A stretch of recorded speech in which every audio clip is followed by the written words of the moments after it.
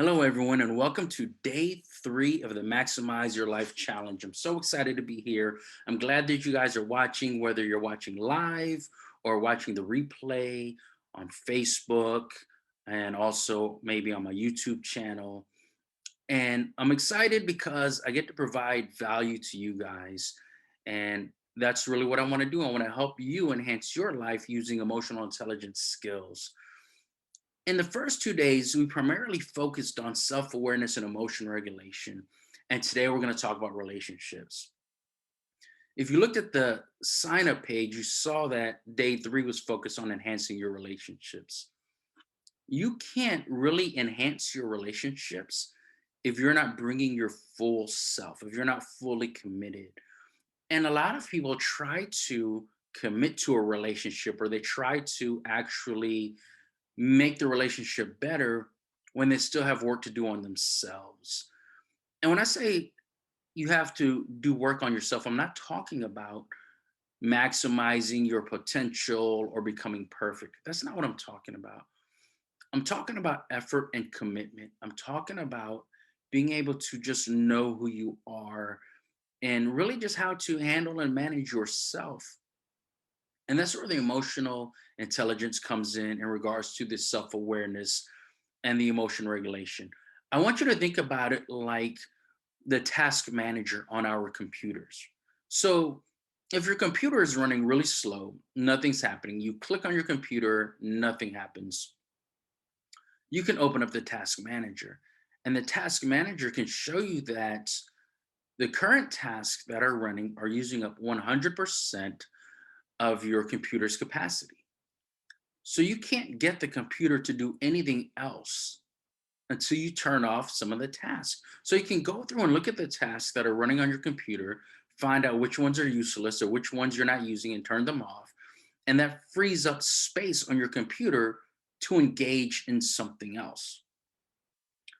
Your mind and your emotions, essentially your life, works the same way. With self awareness, you recognize what's going on in your life. You recognize what you're doing, what you're not doing, and you're able to be true to yourself. You're able to be honest with yourself.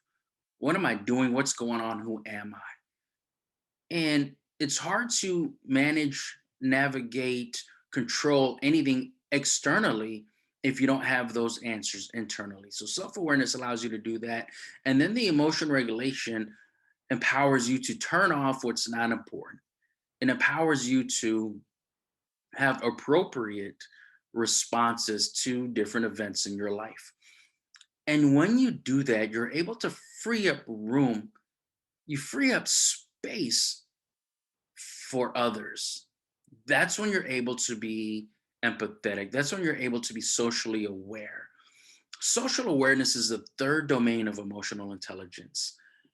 And you have to have self awareness. You have to be able to regulate your emotions before you can be socially aware. You can't tend to my emotions if you're an emotional wreck. You're unable to do that. Just like on your computer, you're unable to get it to run more programs if all of the space is taken up. That's why self awareness and emotion regulation are so important. They are internal to you. And if you want to learn more about them, or if you didn't see the previous information, please go back and just look at the video from yesterday. It's where we really dove deep into self awareness and emotion regulation. So it's available in the Facebook group and also on my YouTube page. So, with emotion regulation, imagine that you are dealing with a situation or scenario where someone else that you are in a relationship with is dealing with some sort of stress or trauma.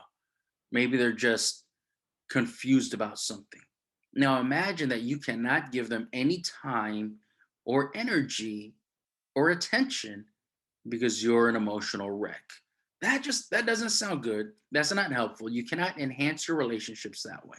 And understand when I say relationships, it's not always about your significant other. It's not always about your spouse. It could be your work relationships, your friendships, relationships with your siblings or your parents or even your children. So imagine that your children need something from you and you can't provide for them because they're still mad about something that happened at work. And so being yelled at in the office at 2 o'clock in the afternoon is your excuse for not being able to play with your kids at 7 o'clock. You need to get that under wraps. You need to manage that. You can't use these external forces, external events as an excuse to not be present for the ones you love who need you. So that's why you have to master the emotion regulation that we talked about yesterday. And there's different ways that we talked about regulating your emotions through cognitive reappraisal, cognitive distancing, mindfulness meditation, as well as practicing gratitude. So I'm not going to dive deep into all of those different techniques. Again, they're available in yesterday's replay. But as I begin to talk about how we're going to enhance our relationships, just know that you have to be able to do those things to enhance your relationship. You have to be able to manage your emotions. You have to be able to be calm when you should be calm. When it's time to listen, you have to be able to listen attentively. If I'm giving you eye contact while you're talking, but I don't hear the words you're saying because I'm mad about what happened yesterday, all I'm doing is alienating you. All I'm doing is creating an opportunity for our relationship to get worse. If I care about our relationship, then what I'm going to do is make myself mentally and emotionally available to you. And I can't do that if I can't regulate my emotions. I can't do that if I'm unable to turn off anger about something that truthfully is not even important.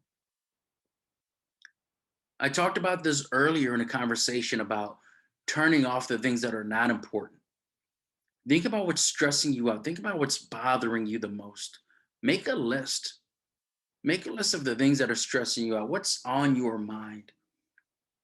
And then go through the list and just figure out what's not important. Close those tasks, close those windows, close those tabs, make space, make room. So that's the first part about enhancing your relationship is you being available.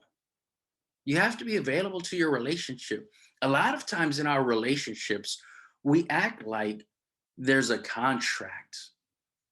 For example, marriage, you may have said, I do, in regards to for better or worse, in sickness and health. And maybe to you, that's some kind of a binding contract. And therefore, you don't put effort into it. You think, I can't get fired. So maybe you are doing just enough to not get fired from your marriage. Is that what you really want? Is that what your marriage means to you? The same thing with your kids. If you think about your quality as a parent is based on the fact that you provide food, shelter, and clothing, you're minimizing the importance of the connection. And the truth is, so many of us enter into relationships with the goal of being that positive member, right? You're bringing love, you're bringing joy, you're bringing connection. I'm going to be authentic. I'm going to open up. You're going to be all of these things. And the issue is you've never seen those things before. You haven't seen them because you didn't see it growing up. You had issues in your childhood dealing with your parents that you don't know what it's like.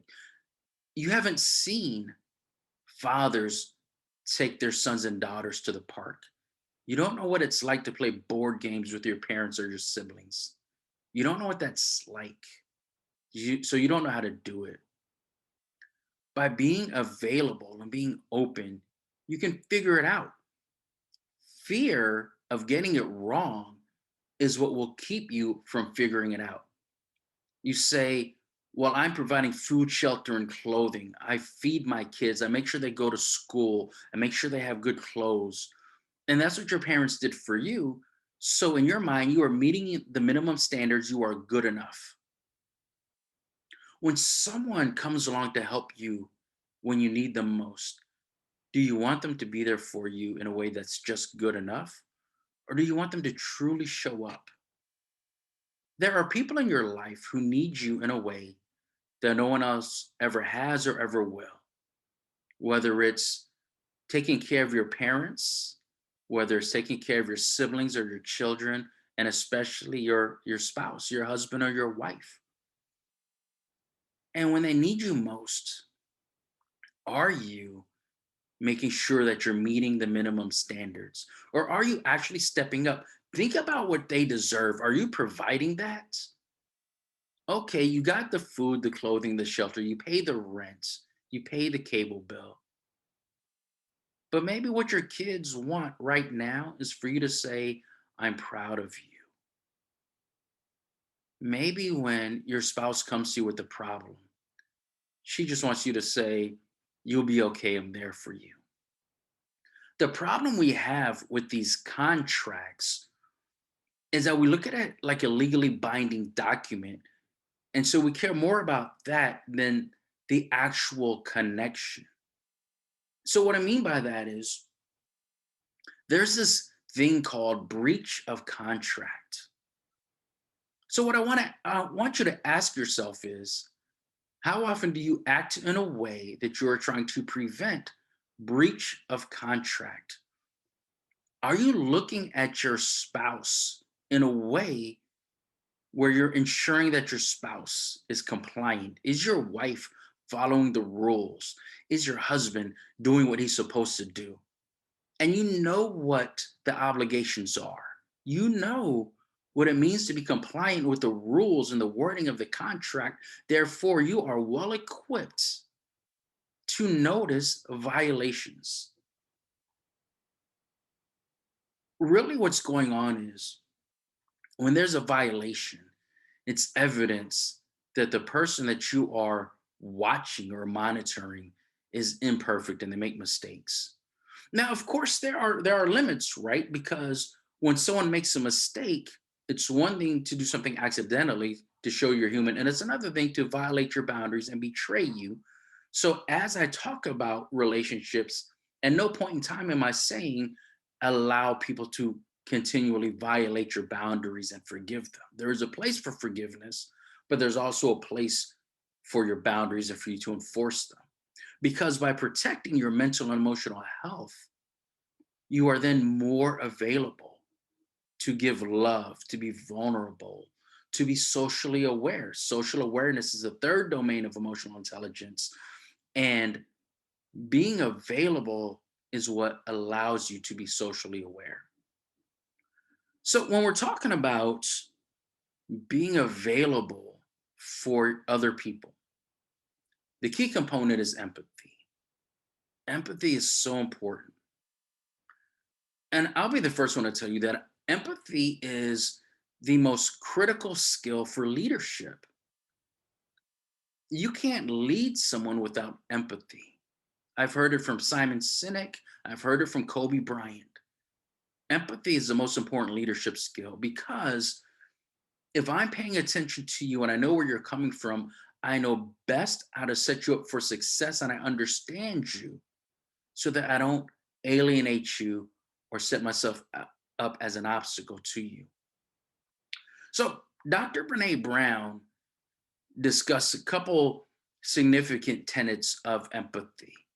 And the first one is perspective taking, being able to take someone else's perspective. Can I see this situation from your point of view? And then there is being able to recognize their emotions. And when I say recognize their emotions, I'm talking about being able to recognize when the other person is feeling sad or depressed or angry. You have to know the person and have real relationships in order to do that. So when you think about the most important people in your life, do you know what they look like when they're angry, even if they don't say anything? What is the expression on the faces of those you love when they're feeling down or depressed? When you really pay attention to someone and you're really empathetic towards them on a regular basis, not moment to moment, but you are empathetic, you bring it to the relationship, then you're able to tell. You can tell by the way they sit, their posture. Where are their shoulders? Are the shoulder raised? Are they tense? Are their arms crossed? Are they protecting themselves? Are they thinking? Are they relaxed and breathing deeply? When you really connect with someone, you don't need the words to explain to you how they feel. That's part of being empathetic. So you can take their perspective, you can recognize their emotions, then you communicate those emotions back to them without judgment. And when I say without judgment, what I mean is you don't say stuff like, I don't know why you're mad. I can't stand that. I do my best to never talk to people like that because it just doesn't make sense. It's not helpful. It doesn't enhance the relationship. When I tell you, I don't know why you're sad about that, that's not a big deal. So now what you're doing is you're questioning yourself. Should I be mad because he just invalidated it? Maybe he's right. Maybe I shouldn't be angry. So you went from feeling this emotion to questioning if you should even be feeling it. You're questioning the validation, the validity of your own emotions. That is not empathetic. I need to communicate without judgment. I need to communicate. I understand that you're sad because part of empathy is relating to the emotion of the event. You don't have to relate to the event itself. And I'll give you an example. If you are playing in a, let's say, a state championship game for something, right? Maybe you're high school or college, and you are looked at as the best player on the team, and you have a bad game, and your team doesn't win the championship. I don't know what that feels like. I've never played in these high level championships like that. I don't know what it's like to lose that, but I know what it's like to lose. I played on sports teams when I was 12, 13 years old, 14 years old. I know what it feels like to lose. So maybe the games I was in weren't as important or as impactful. And maybe I didn't love the game as much as you. But when you're feeling down about the loss, I know what it feels like to lose a competition. And I don't have to tell you it's not a big deal. I don't have to tell you in 5 years from now it won't matter. I can relate to the emotion. There are things people go through that I will never go through, that I cannot possibly fathom happening in my own life. For example, if you meet someone who, if you meet a woman who has experienced a miscarriage, for example, and when I say that, I don't mean to, stir up anyone's emotions. I don't mean to trigger anyone, but I know as a fact that I will never experience a miscarriage. But if a woman that I care about experiences a miscarriage, I know how to be empathetic. I know what it feels like to lose someone. I know what it feels like to endure a tragedy. And so being empathetic enables me to sit and share in the burden with that person. And what happens so often is we treat our best friends that way. We treat coworkers that way. There's this term, right, where we talk about a work wife or a work husband. Maybe you guys never hang out, but at work, this is your partner in crime. This is a person that you turn to as you go through things that maybe your wife or husband can't relate to because they don't work with you. And quite often, what happens is we end up being empathetic to those people because there's not a contract. Our friendship didn't have a start date like when you got married. And if one of us were to leave the job, you're leaving the job, you're not leaving me. We can still be friends. So what happens is you're more likely to put more effort into that. And then when you get home, because you've entered into a contract with your wife or husband, you don't give them the same empathy. You don't connect with them the same way. You don't give them the same attention. And I'll just say it because you take them for granted. You take them for granted. Think about when your wife goes through something, she tells you about it.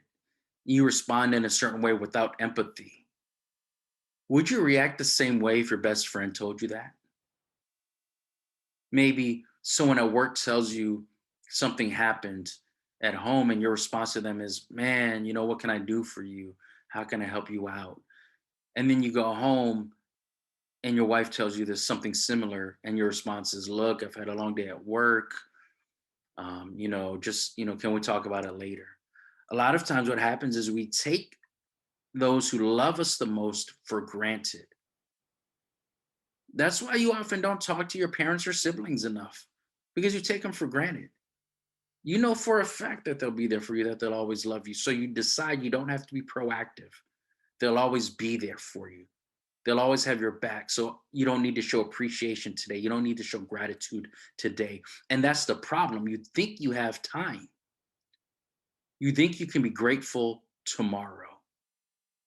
You say, well, I always call him on his birthday, so I don't need to call him now. And you do that expecting that day to come. But in reality, you need to quit acting like you have time. You need to quit acting like you can bring the minimum standards to your relationships. Don't bring the minimum standards to the people that love you the most. A lot of times, the reason we bring these minimum standards is because we think minimally about ourselves. The reason I'm saying that to you is because when I tell you not to half ass your marriage, I'm not saying that you're a bad person. I'm not saying that you're a bad husband or you're a bad wife or a bad parent. Quite often, there's a disconnect. There's a disconnect between what you should be doing and what you believe you can do. And so that's why I want to have this conversation to let you know that so much of what's wrong in your relationships is based on your perception of yourself. So, what I want to do now is take it back to values, which we talked about some yesterday. When your values and your thoughts and your actions align, you can be proud of that. Quite often, they don't align because you lack self confidence, you lack self esteem. For example, honesty is a value of yours. And you tell the truth to people at work, you tell the truth to your friends because you're not worried about them judging you, because they're not as important to you as your husband is. So it's okay. You're like, well, you know what? I don't care what they think.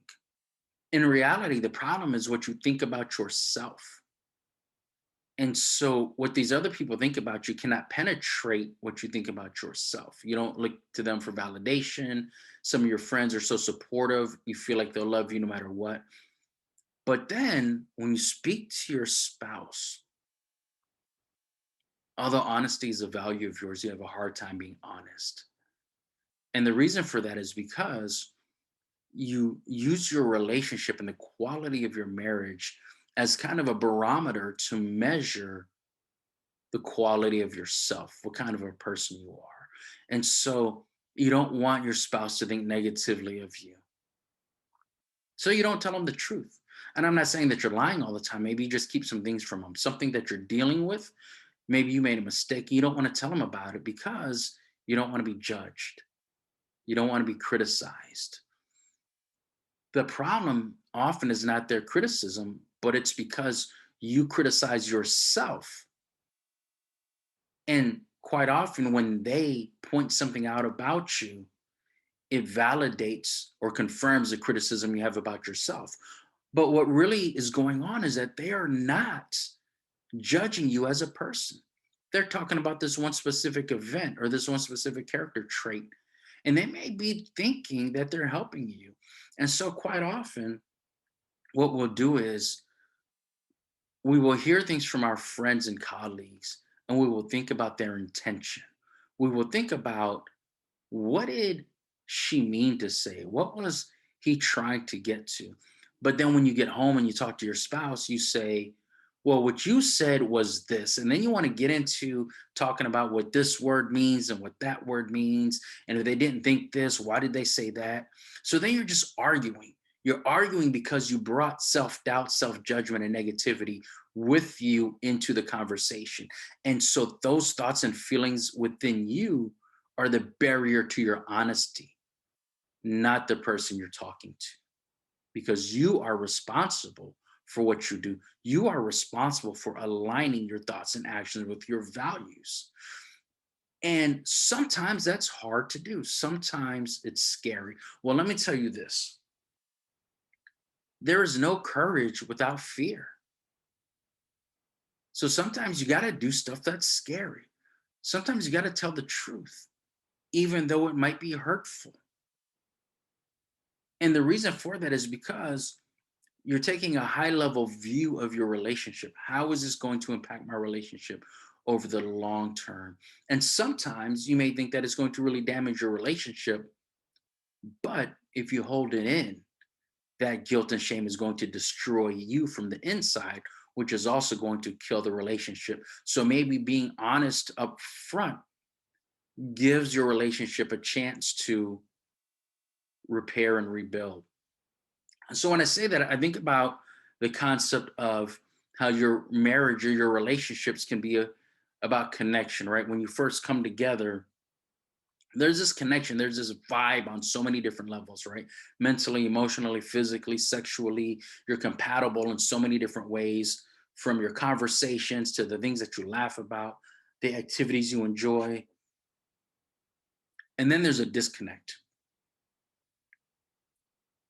whether it's a single argument, it's your first argument, or maybe you've been together so long that you're just starting to drift apart. How do you repair that? Understand that when we say that life is about survival of the fittest, only the strong survive, that's just incorrect. It's incorrect to say that only the strong survive. If you look at the history of the planet, you see that the strongest animals did not survive. Survival is about who's the most adaptable. How do you repair your relationships? How are you able to reconnect after becoming disconnected? There's no secret sauce, there's no buried ancient secret. The answer is empathy.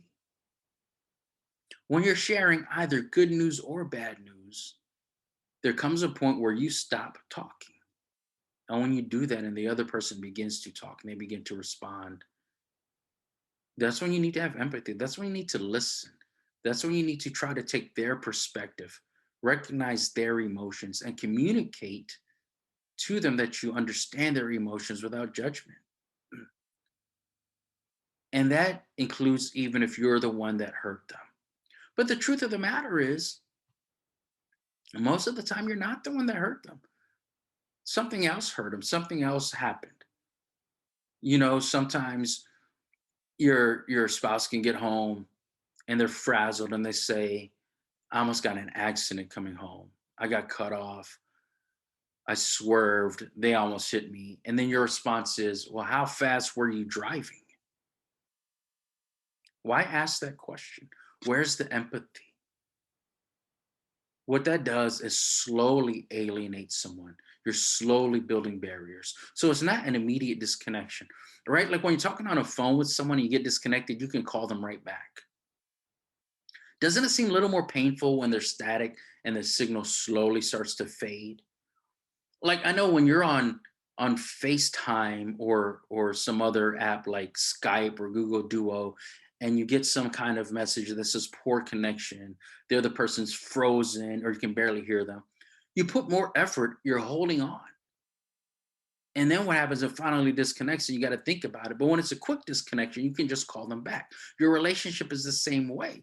When you decide to respond without empathy, when you decide to respond with criticisms and judgment, you're building up static, you're building up barriers, and then you have a poor connection. And because you have a poor connection, but you're not fully disconnected, you don't realize that it's a time to repair the connection. You're just going to hold on and see what happens next. Are we going to keep talking or not? And when you do that, you act like someone else is in control. That gives you an opportunity to say, it isn't my fault. I didn't disconnect us, it just hung up. I was listening. I understood what you said. What you said was this. But if you meant something else, you should have said something else. So now the problem is all their fault. And recognize that I'm not saying that everyone else is perfect instead of you. What I'm saying is, if you bring empathy to the conversations, you're better able to have a clear connection. And when you have a clear connection, instead of assigning blame, you're in a better position to choose to solve the problems together. And that enhances your relationship. That helps to build the relationship. That helps to strengthen the connection. Because let me tell you this, a lot of times when we think about our arguments and our relationships, whether it's with your kids or your boss, what you often think about the most is what was your last fight about? What are your struggles? And the reason for that is because you're focused on the negativity. You think about your value, your worth. So you want to compare yourself to someone else. You want to say, well, when we fought about this, I was right. She was wrong. They should have done it this way. I told them how to do it. If they just listened to me, we would have completed the project on time. And so, what you're trying to do is validate your stance, validate your position. But the more that you can validate yourself as right, as correct, then the more you feel like you're winning and they're losing. Is that what you want? In your relationships, do you want there to be losers? Do you want to win against your partner? Or should you and your partner work together to win at life? And that's the problem. We're always thinking about winning and losing because we try to use these events to judge ourselves as winners. We're trying to keep score. And keeping score does nothing for your relationships. Who's right more often, you or your spouse? Does it matter? Because here's something, there's a basic quote that I heard from Esther Perel. She said, simply put, you can be right or you can be married. We're so busy trying to win. We're so busy trying to be right. We're trying to be better than someone else. And for what? Maybe you prove that you're too good to the other person. So they leave you. Is that what you want? You don't want your spouse to lose because when one person in a marriage loses, everybody loses. What I mean by that is your coworkers, your children, your siblings, there's hurt, there's pain. And what happens is you have to deal with that emotion. And quite often, what happens as relationships come to an end is you're trying to figure out how to repair the relationship and you feel like it's inevitable, it's unstoppable. Because what's been going on this whole time for years is you've been trying to win, you've been trying to be right. And now that you've gotten to the point where you are correct, where you are the winner, where you're right and the other person's wrong, you recognize that that is not something to celebrate. And so then what you try to do is you try to figure out, what did I do wrong? And you try to go back and look at the mistakes that you made. But that's, again, that's about keeping score. That's about judging yourself. And you don't need to do that. You need to stop the judgment, be open, be authentic, be available. What are your values? What's important to you? What are you bringing? Let me tell you what you need to bring to every relationship. You need to bring kindness, optimism, positivity, and empathy.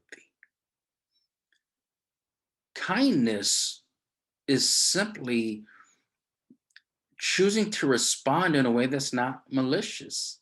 If someone's hungry, you can offer them food. If you have nothing to offer, you can just share with them in the moment. I understand what this is like. I understand what this feels like. Being kind, opening the door for people. If someone needs something, be proactive and get it for them.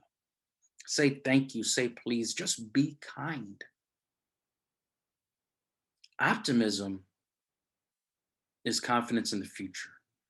You may be struggling now, but you're optimistic that you can get over this. You're optimistic that this is temporary. And so you can bring that to your marriage, and that can be the foundation of repairing the disconnection. We're having a problem now, but I'm optimistic that we can overcome this. Positivity is trying to find the good in the current situation. What can I learn from this? How can this strengthen me? How can I feel empowered to succeed in this moment? And empathy, we've already talked about empathy, taking someone else's perspective, recognizing their emotions, and then communicating that back to them without judgment. So that's what you need to bring to every situation. You need to bring what I call cope: kindness, optimism, positivity, and empathy. And so many people have a hard time with that because they're trying to figure out who they really are. And that's another problem that we have in our relationships is we're trying to figure out who we are, where are we really bringing. And so you have this mindset where your spouse is going to lift you up, help you fulfill your purpose, find your passion, live your best life. But they're trying to do the same thing for themselves. So with empathy, you can do that for each other. I'm going to take it back to something I mentioned earlier.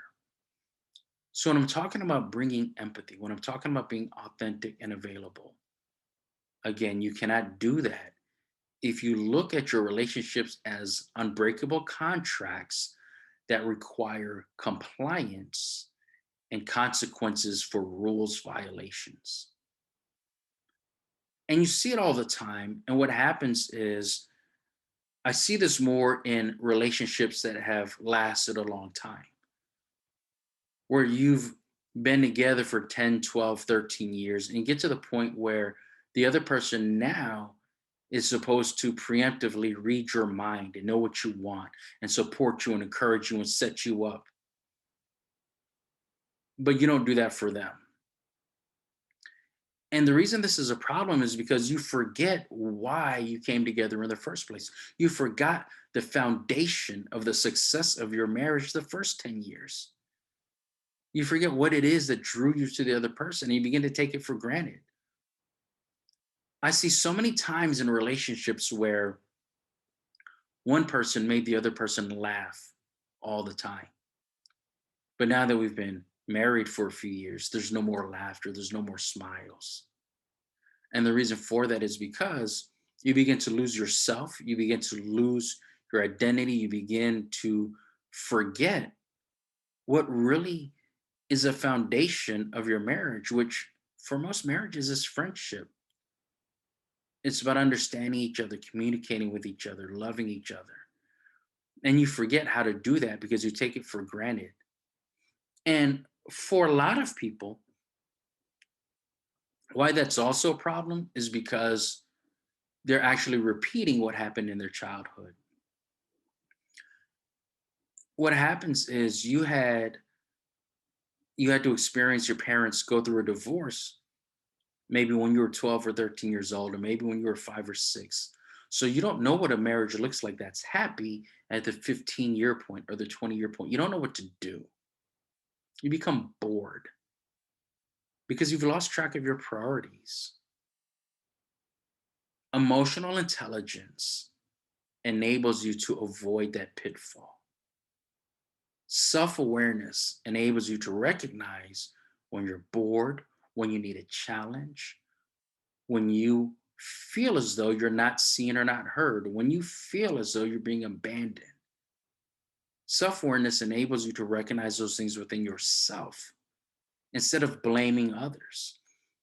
And emotion regulation enables you to do something about it. Now, there are times when you're hurt, there are times when you're betrayed, and the other person has done you wrong, and I understand that. But emotional intelligence gives you the strength and empowers you to deal with those things in a way that they're not traumatic, that they don't destroy you.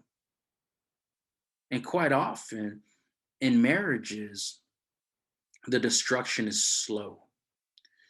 You begin to feel invisible and you don't know how to manage that. You don't know how to communicate that. You don't know how to say to the important people in your life, I feel as though you don't see me anymore.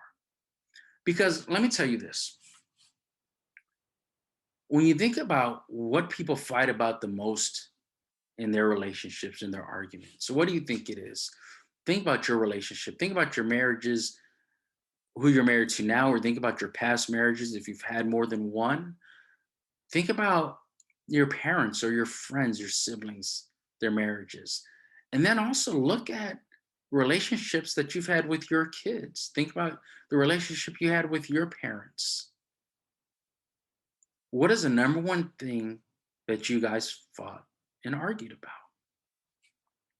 Let me tell you, the answer to the number one thing that couples fight about is nothing. You're fighting about nothing. Here's what happens when the argument begins. You revert back to an emotion you had previously where you felt like you weren't being seen or heard.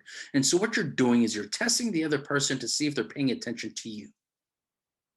That is why you can get into an argument. It starts with, where do you want to go to eat tonight? And it ends with how you're screwing up the bills. And somewhere in the middle, it's about, why didn't you clean this? Or why hasn't this been done yet? And all it is about is, I'm rehashing a list of the times in the recent past where I said something to you and I felt like you weren't paying attention. I felt like I wasn't heard. I wasn't seen. I felt invisible. So I bring these things up to you, and you're focused on the specific words that I'm saying. So you don't even realize that all I'm expressing to you is that I feel invisible. So what you need to do is you need to stop. You need to stop arguing about nothing. A lot of times, your criticisms are just your wishes dressed up in negativity. So don't criticize the other person. Tell them what you wish for. Tell them, I feel invisible. Tell them, I feel like you're not as into this marriage, you're not as committed as you used to be. And if you have a real relationship, a real friendship and bond where you're each bringing kindness and empathy to each conversation, then you're open to saying that to each other.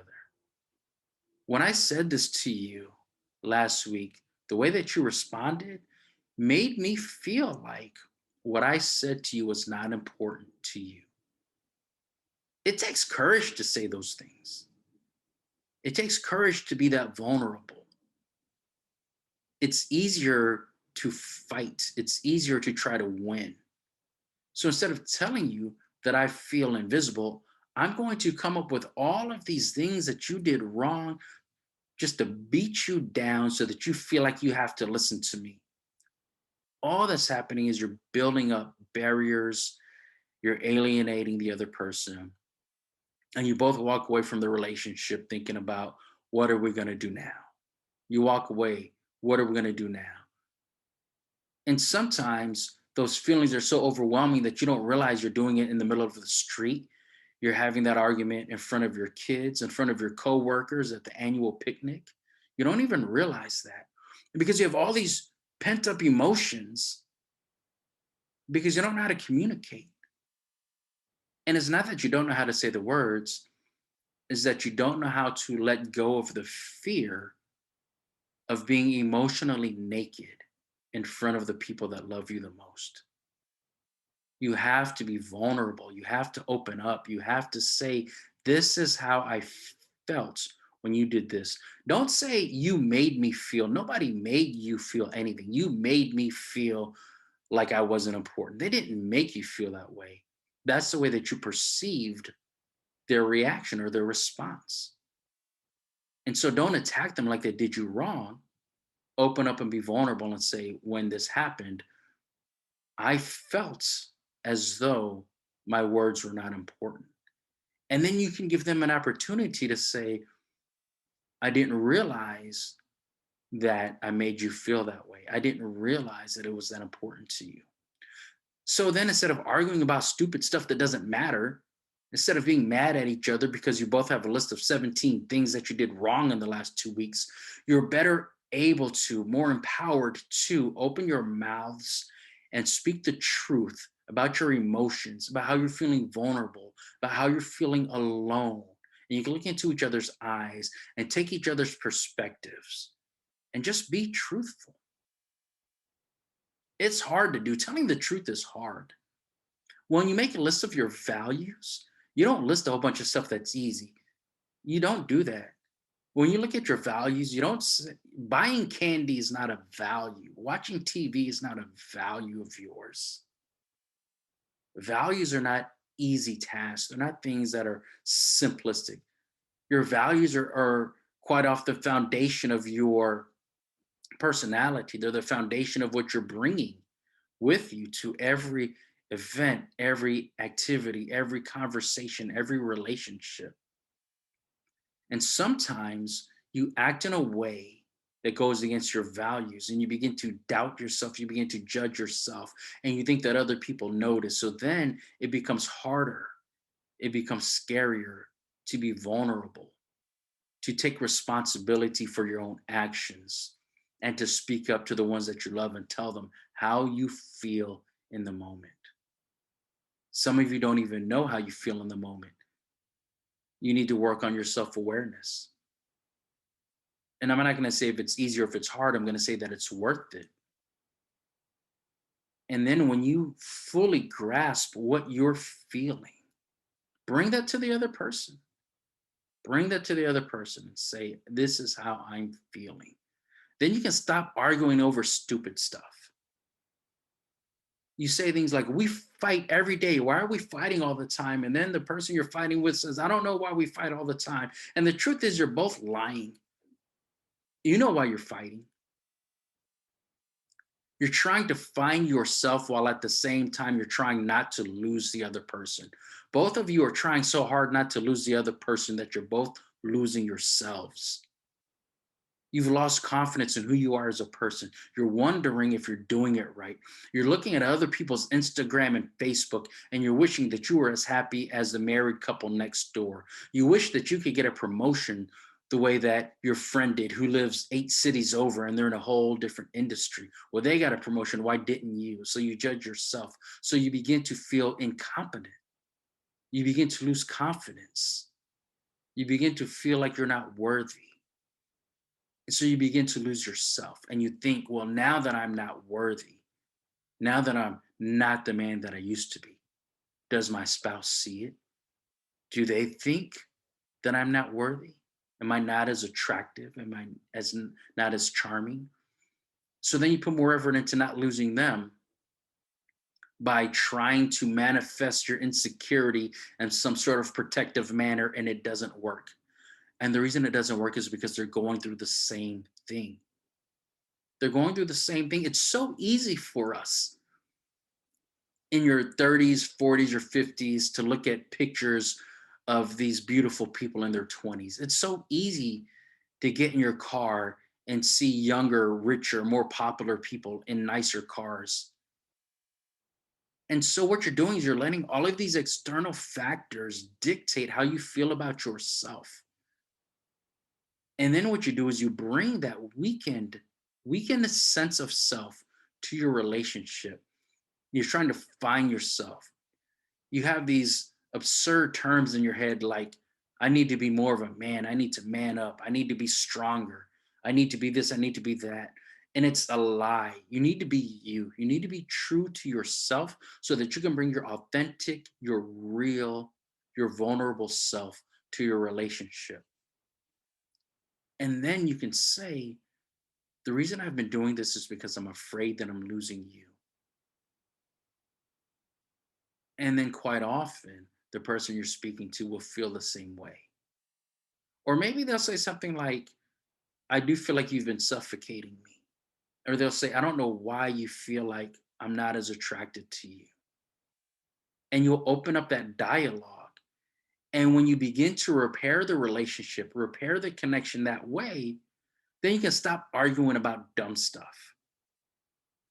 I heard this 80-20 rule, and it was that quite often you'll marry someone that gives you 80% of what you're looking for. If you were to make a list of all the things that would make this person the perfect person for you, they'll fill 80 to 85% of that list. And then once you have that 80%, over time you begin to take it for granted. And so you're thinking about the 20% that you're missing. And when you go to get that 20% and you get it, that's when you realize you lost the 80%. But how about we apply that to our perception of ourselves? When you think about your ideal self, you think about maybe the man you want to be, the woman that you should be, the boss or the leader that you should be. When you think about that, do you spend more time thinking about what you're not or what you are? Are you focused on the 80%, your assets, your strengths, or are you focused on your weaknesses? See, what you have to do is focus on your strengths, focus on the good stuff that you bring with you, and allow that to empower you to make an impact, to make a difference, to continue to grow. And at the same time, you can work to strengthen your weaknesses. But if you're focused on your weaknesses, then you're eventually going to bring them to the forefront and other people are going to see them too. Not saying that you should hide your weaknesses. What I'm saying is that we all don't need to stare at your weaknesses when we could be appreciating your strengths. And so when you're focused on what you think is not right about you, that becomes the center of your arguments. Maybe those words don't come out, but what happens is something like you were expecting your significant other to be home by a certain time. They're out with friends and they stayed out later and they had fun. They had a great time. They came home later than expected. So the first thing you notice is that there's a compliance violation. You broke the rules. You said you were going to come home at 5. You didn't come home until 8. I did all these things for you and you weren't here. You're taking me for granted. And you have all of these complaints. And really, all you're doing is voicing the fact that you are insecure and you've decided in your own head that they stayed out later because you're not worth coming home to. But you came up with that. You made that up. That's not true. That's not real. You made that up. And so when you come home, you're focused on compliance violations.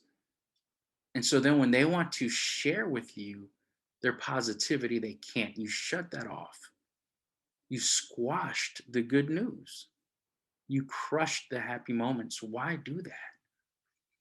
When people love you, they want to share those moments with you. Think about the happiest times in your life. Just take a moment, think about the greatest moment of your life. Now, I want you to think about who was there with you. Who was the most important that was there with you to share in that celebration or that victory? What would that moment have meant to you if they weren't there? If you had to celebrate that moment alone or without them? Would it have had less meaning? The answer obviously is yes. When someone has something good happen to them in a relationship and they come home and they want to share it with you, be open to that. Be open into sharing happiness, sharing optimism and positivity. Celebrate the good news with them. And then do some self-reflection. Why are you so angry about something that doesn't matter? You think about your marriage sometimes, right? And you think about we've been married for 13 years. So I don't know how many days is 13 years. Maybe you've been married for 21 years. Maybe you've been married for 3.5 years, right? I don't know. I don't know how many days are in those number of years. But some of you can count the number of times that your significant other broke a certain rule. You can count them because you pay attention, because you're keeping score. You don't realize that by doing that, you are setting your relationship up for failure. And quite often, the reason that you do that is because you actually came into the relationship expecting failure, because you believe yourself to be a failure. You believe that there are things wrong with you that nobody can see but you. Nobody can see the real you. And so eventually they're going to see it and they're going to leave you. So every time that they violate one of the rules of the agreement, you think it's because they're a step closer to realizing how horrible you are, how much you suck, how bad you are. But in reality, all of that negativity that you place on yourself is what you made up. You weren't born with it, someone put it there. So you're holding on to criticisms made about you by people that don't matter. Someone told you when you were a child that you are worthless. Someone told you in fifth grade that you'll never amount to anything. And so then what you do is you embark in this career, you win these awards, you accomplish these things, but you tell yourself the reason you won these things is because no one knows the real you, because you're worthless and you've been worthless since the third grade. And it's just not true. You have to let go of those criticisms. You have to let go of that negativity. You have to work through that. You have to let it go. You have to let go of the childhood traumas, the maltreatment that made you feel like you're worthless. Because if you're in a marriage and you feel like you're worthless, you're going to eventually begin to treat yourself in the same way. And then, if you believe that you're worthless and your spouse treats you like you're a king, it's not going to make sense to you. The two don't line up. You can't reconcile being worthless and being treated like you're a king.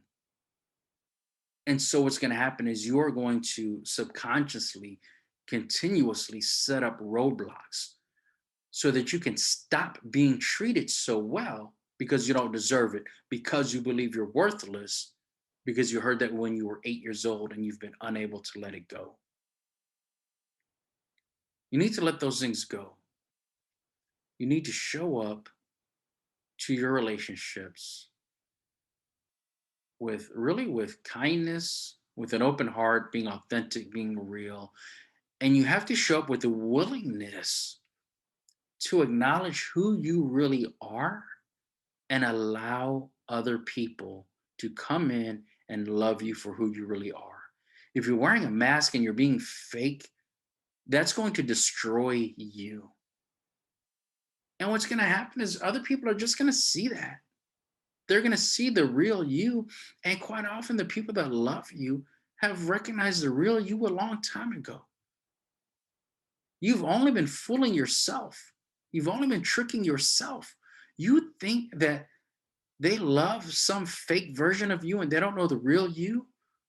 They've seen you every day. They know the real you. They love you with your flaws.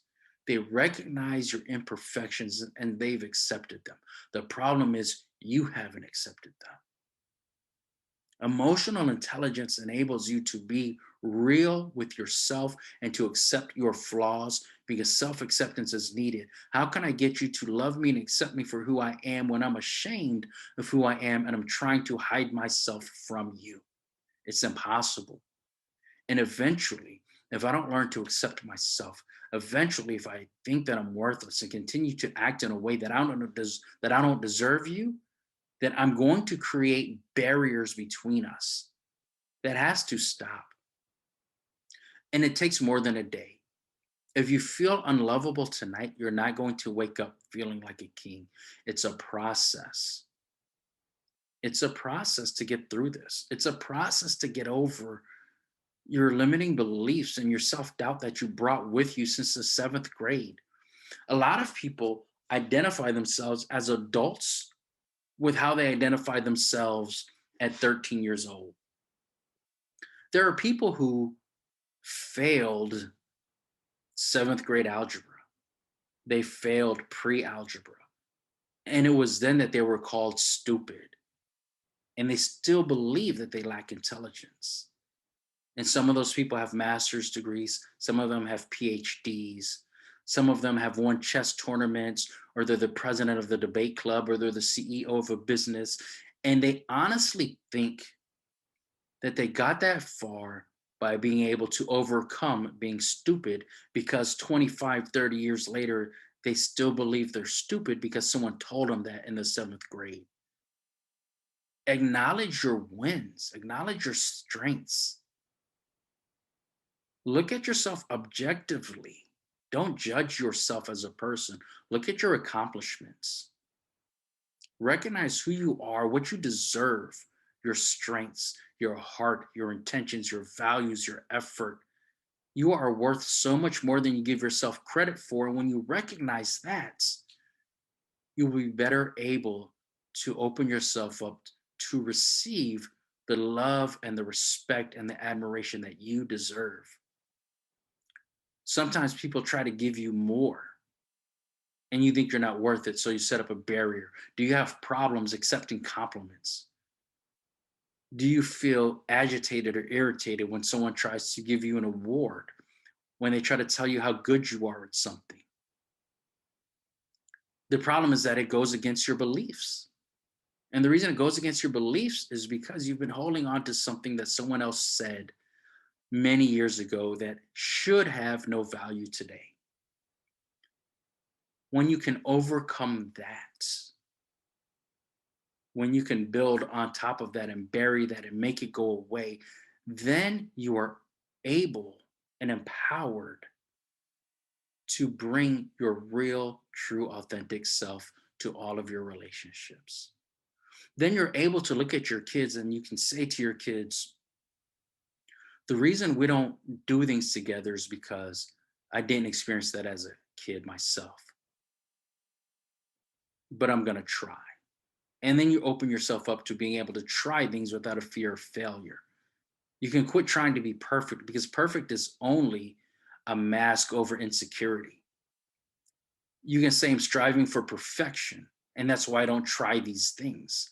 When in reality, you're just scared and you're insecure. And being insecure is normal. Everybody has faced insecurity at some point in time in their lives. Do not use that as an excuse to hold back on your children, on your job, your mission, your purpose, your wife, your husband. Don't use that as an excuse.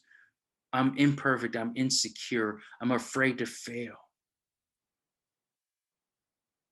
Don't be afraid to fail at love because the truth is, the only failing is not trying. When you go all in and provide for your family with love, respect, honesty, bring all of your values, bring your authentic self, they will see that you're coming from your heart.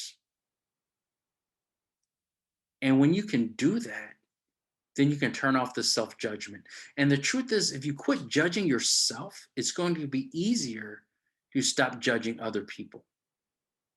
And it's going to be easier to disregard their judgment of you. You see, if someone says that you suck at something, but you're not judging yourself, then their critique of you doesn't confirm your negative beliefs. It's just an opinion that doesn't matter. Because in reality, we all suck at something. None of us are perfect. But you can work on perfecting your effort. You can work on perfecting your authenticity, being true to yourself. And then that opens you up to receive the honor, the respect, the love that people want to give to you. People want to adore you. They want to admire you. They want to support you. They want to encourage you. People want to see you succeed. But it's hard to do when you believe that you're a failure.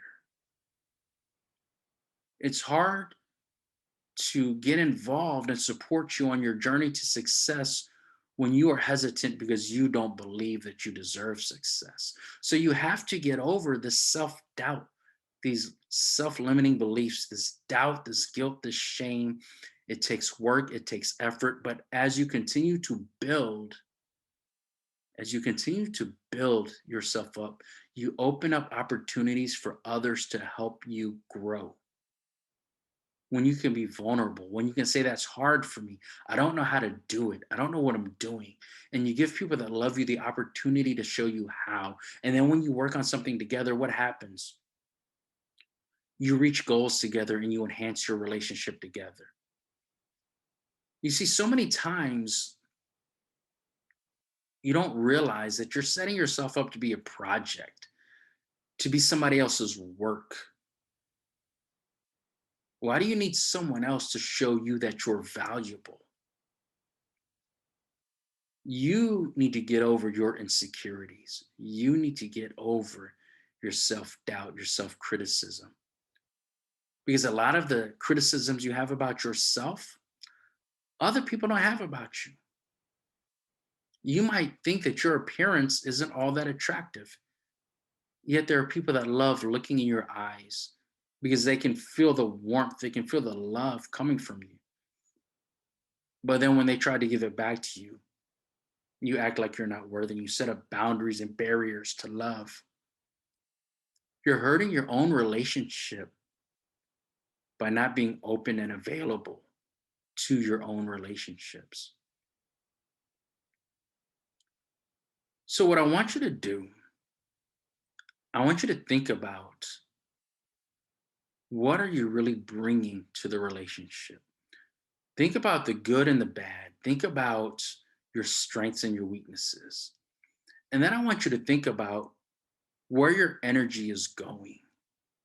Are you focused on your negative beliefs about yourself? Are you focused on your losses? Are you focused on your failures? And then when people have wins and victories, they don't know if they want to share it with you. They want to tell you they had a good day, but they're afraid that you're going to bring this negative energy. They're afraid that you're going to squash it. So they'd rather not tell you about it.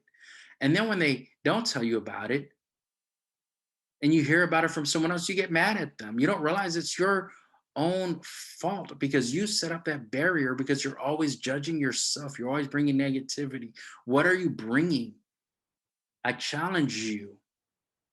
I challenge you to bring authenticity, vulnerability, and honesty.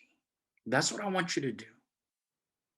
I want you to be able to tell people in your life when this happened, I felt like this. When you said that to me, I felt invisible. When you did this without me, I felt unimportant. Don't say they made you feel that way. It wasn't their intent. They didn't know you felt that way afterward. That's why they're celebrating and smiling and they turn to make eye contact with you. And then when they see that you're not smiling, their smile immediately goes away because they want to share in the joy with you, but you are not allowing it. So be vulnerable, be authentic, be honest, be yourself. Learn to accept yourself for who you are, learn to love yourself. And when I say learn to do these things, understand that I'm not saying make a declaration tonight and be done with it. It is a journey, it is a process. You are worth the work, you are worth the effort. You can build yourself into the person that you need to be. So many times we're looking externally for support and encouragement because we can't encourage ourselves. We can't support ourselves because we don't believe in ourselves. Well, you need to start believing in you. And if you want to know what that looks like, reach out to the people that love you because they already believe in you. Have that honest, vulnerable discussion. Why do you think I'm going to succeed? Why do you love me? What good do you see in me? Ask the question. When they answer the question, believe them. If you trust them, then believe their answers. Believe them. And then begin to really allow your relationships to thrive. Man, it takes work. It's not easy. I didn't say that I'm challenging you to do something easy. Being vulnerable is scary. It is. It's scary to say I didn't have this discussion with you because I was afraid what you were going to think. I've always been on this pedestal and now I'm not. It's hard to do that. It's hard to be vulnerable, but that's why I'm challenging you to do it. Because by being vulnerable, by being authentic, you put yourself in a position to enhance your relationships. That's what social awareness is about. Recognizing what's going on with other people. And if you're not bringing your real self, it doesn't even matter what you're trying to do about it. So don't fake it. Don't fake it till you make it. Don't try to trick anybody. Don't try to mask your insecurities with perfection. Be authentic, be real. You can connect with people better that way. You can build your relationships, and then you can allow your relationships to build you back. That's what I wanted to say. That's what I wanted to share with you guys tonight because it is so important. We are a reflection of our relationships. The quality of our lives is a reflection of the quality of our relationships. So that's why I really wanted to go in on that. And of course, if the relationships that you have that are important to you get better, your life gets better. And that's just another layer of maximizing your life. I want to thank you for being here with me. I want to thank you for listening. And if you have any comments, let me know. If you're watching the replay on Facebook, you can just put comments there. If you have any questions, let me know. And I want to tell you that starting next week, I'm beginning an 8 week group coaching program where we're going to take this material from this challenge and we're going to apply it to different areas of your life. So as you learn to maximize your life using emotional intelligence skills this week, when the group coaching starts, we're going to have a different topic every week. With depression, we're going to talk about self doubt. We're going to talk about guilt and shame and insecurity. We're going to break all of those things down from a lens of you building your emotional intelligence and maximizing your life. So if you want to be a part of that, just drop a comment in the comment section under this video. And just again, thank you for being here. I appreciate you guys. As I said before, I start every day with gratitude. I'm grateful for all of you. And on that note, I will talk to you later. Thank you again. I appreciate you.